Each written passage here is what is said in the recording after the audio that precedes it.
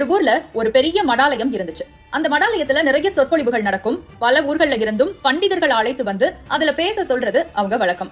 அந்த மாதிரி ஒரு நாள் ஒரு கூட்டம் நடந்தது. தலை சிறந்த பண்டிதர் ஒருத்தர் அங்க வந்து பேசிட்டு இருந்தாரு. அன்னைத்த தலைப்பு சுயநலமா இருக்காதே அப்படிங்கிறது. அந்த தலைப்புல ரொம்ப அழகா பேசினாரு பண்டிதர். ஆனா எதிர்பாராத விதமா அந்த பேச்சுக்கு நடுவுல கணீர்னு ஒரு குரல், அதுவும் ஓங்கி ஒலித்த ஒரு சிறுவனின் குரல்.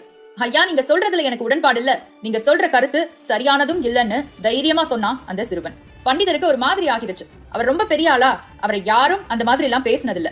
எங்க போனாலும் ஆமாங்க சரிங்க மட்டும்தான். அதனால அவருக்கு அந்த சூழ்நிலையை சமாளிக்க தெரியல. அதே நேரம் மடாலயத்து நிர்வாகிகள் வர்றாங்க, சிறுவனை அப்படியே கூட்டிட்டு போறாங்க. சிறுவனுக்கு என்ன தெரியும்னு சொல்லி சமாளிச்சு அந்த சொற்பொழிவை தொடர உதவி செய்யறாங்க. சொற்பொழிவும் நல்லபடியா முடிஞ்சிச்சு. ஆனா அந்த பண்டிதரால அங்க நடந்ததை ஏத்துக்கவே முடியல. யார் அந்த பையன், எதுக்காக இப்படி சொன்னான், இத சொல்ற அளவுக்கு அவனுக்கு என்ன தகுதி இருக்கு, அவனுக்கு என்ன ஞானம் இருக்குன்னு யோசிச்சு தூக்கமே வரல. அதனால மறுநாள் நேரா மடாலயத்துக்கு போறாரு. நிர்வாகிகள் கிட்ட கேக்குறாரு, சிறுவனை பத்தி விசாரிக்கிறாரு. அப்பதான் அவங்க சொல்றாங்க, அவன் நம்ம மடாலயத்துக்கு பூ கொண்டு வர பையன் தான், தெருவுல பூக்கடை வச்சிருக்கான், படபடன்னு பேசுவான், பொடி பையன், அவன் சொல்றதை எல்லாம் கண்டுக்காதீங்க. ஆனா பண்டிதரால அப்படி விட முடியல. அவர் நேரா தெருவுக்கு போனாரு. அவன் கடையை கண்டுபிடிச்சாரு. அங்க போய் நின்னுட்டு கேள்வி கேட்டாரு.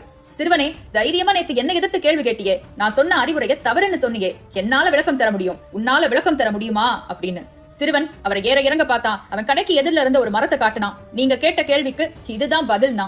அவன் பாட்டுக்கு அவன் வேலைய பார்த்தான். பாருங்க, அவன் அப்படி காட்டினது ஒரு பட்டு போன மரம், கொடிகளால் சுற்றப்பட்ட ஒரு குச்சி போன்ற மரம்.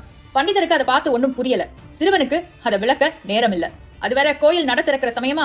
ஐயா, கொஞ்ச நேரம் காத்துருங்க, மாலையை கொடுத்துட்டு வந்துடுறேன்னு அங்கிருந்து கிளம்பிட்டான் படபடப்பான அந்த சிறுவன். பண்டிதருக்கு ஒரு மாதிரி ஆக்கிடுச்சு. இதுவரைக்கும் யாரும் அவர்கிட்ட இப்படி பேசினதில்ல, யாருமே அவரை காக்க வச்சதில்ல. அதனால போடாப்பா, நீயும் வேண்டாம், உன் பதிலும் வேண்டான்னு அந்த இடத்துல இருந்து அவர் கிளம்பிட்டாரு.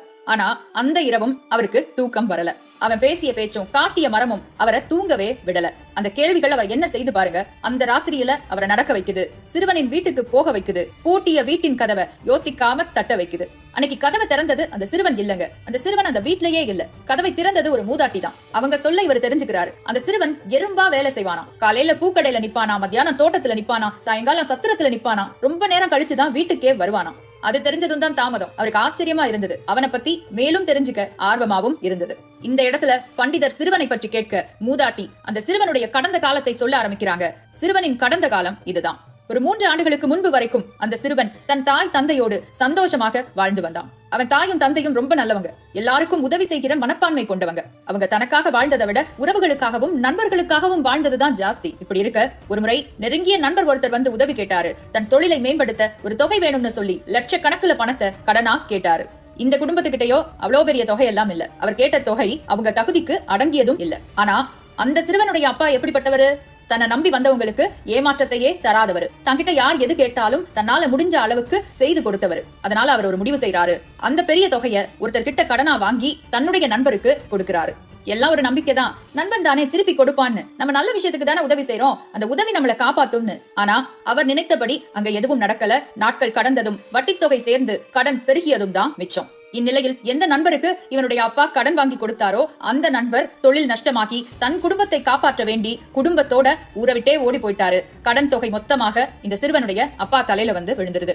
அப்புறம் யோசிச்சு பாருங்களேன், வட்டி ஒரு பக்கம், அசல் ஒரு பக்கம், கடன் கொடுத்தவருடைய அவமான சொற்கள் மறுபக்கம். பூமியிலேயே நரகத்தை பார்த்தாரு அந்த நல்லவர். ஆனாலும் பாருங்க, அவர் விடல. 1க்கு 2 வேலை பார்த்தாரு, பொருட்களை விட்டு வட்டி கட்டினாரு.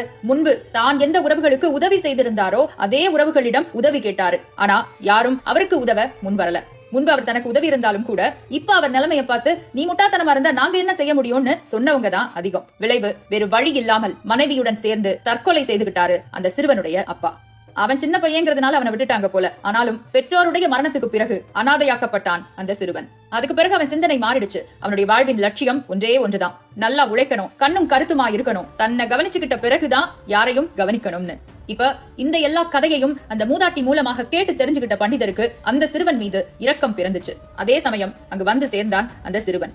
பண்டிதரே, பேசணும்னு சொன்னீங்களே, வாங்க இப்ப பேசலாம். ஏன்னா இப்ப உங்களுக்கு என் கதை தெரிஞ்சிருக்கும், எங்க அப்பா கதை தெரிஞ்சிருக்கும், சுயநலமா வாழாத ஒரு நல்லவருக்கு எப்படி முடிவு வந்ததுன்னு தெரிஞ்சிருக்கும். இப்ப சொல்லுங்க, ஒருத்தன் தன்னுடைய நலத்துல அக்கறை செலுத்துவது தவறா? ஒவ்வொரு உதவிக்கு முன்னாடியும் தன்னுடைய நிலையை கருதுவதும் பின் மற்றவரை பற்றி யோசிப்பதும் தவறா? இல்ல அது அப்படி இல்ல, அது வந்துன்னு திணறினாரு பண்டிதர். சிறுவன் தொடர்ந்தான். சரி, நேத்து நான் ஒரு மரம் காட்டுனேனே, அந்த மரத்தை பார்த்து உங்களுக்கு என்ன புரிஞ்சுது?